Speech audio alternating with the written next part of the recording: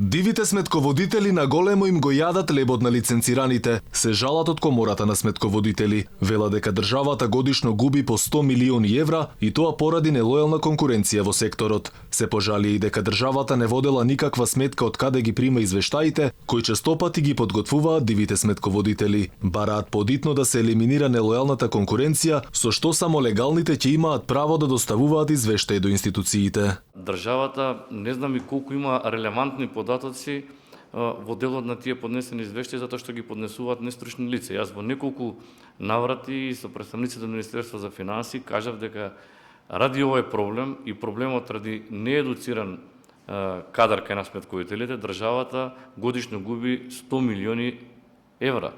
Одговорно ви го тврдам. Сметководителите велат дека мора да се стави ред во професијата, односно да се подигне квалитетот во подготовка на извештаите и да се стопира дивите сметководители да поднесуваат извештаи. Апелираат и дека е неопходно да се подигне интересот кај младите сметководители, зашто за десетина години државата ќе се соочи со недостиг на кадар. Сметководството е нервниот систем на една економија. Не е возможно, нереално ми е како цело во време она што го зборуваме, не стасува до ушите на оние кои треба да реагираат во однос на оваа ситуација или не сакаат да го чујат. Сметководителите велат дека потребно е да се намали нелојалната конкуренција и сивата економија во секторот, како и да се зајакне интересот кај младите за проучување на сметководствената професија, зашто како таква била неправедно ставена на маргините.